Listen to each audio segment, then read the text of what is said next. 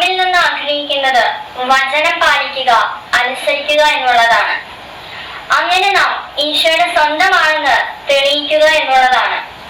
നമ്മൾ ഈശോയെ സ്നേഹിക്കുന്നു എന്ന് പറയുന്നതിന്റെ പ്രധാനപ്പെട്ട അടയാളം ഈശോ പറയുന്നത് അനുസരിക്കുക എന്നുള്ളതാണ്. നാം മാതാപിതാക്കന്മാരെ സ്നേഹിക്കുമ്പോൾ അതിന്റെ പ്രധാനപ്പെട്ട അടയാളം അനുസരിക്കുക എന്നുള്ളതാണ്. ഇപ്പോ കളിക്കാൻ പോണ്ട, ഇപ്പോ പഠിക്കുക എന്നൊക്കെ പറയുമ്പോൾ നമ്മൾ അത് അനുസരിക്കുമ്പോഴാണ് അവരോടുള്ള സ്നേഹം തെളിയുന്നത്, സ്നേഹത്തിന്റെ പൂർണ്ണത മനസ്സിലാക്കാൻ സാധിക്കുന്നത്. ലൂക്കായുടെ സുവിശേഷം 11-ാം അധ്യായം 28-ാം വാക്യത്തിൽ ഇങ്ങനെ പറയുന്നുണ്ട്: അവൻ പറഞ്ഞു, ദൈവവചനം കേട്ട് അത് പാലിക്കുന്നവൻ കൂടുതൽ ഭാഗ്യവാന്മാർ, കാരണം അവർ ഈശോയെ സ്നേഹിക്കുന്നുവെന്ന് തെളിയിക്കുന്നു.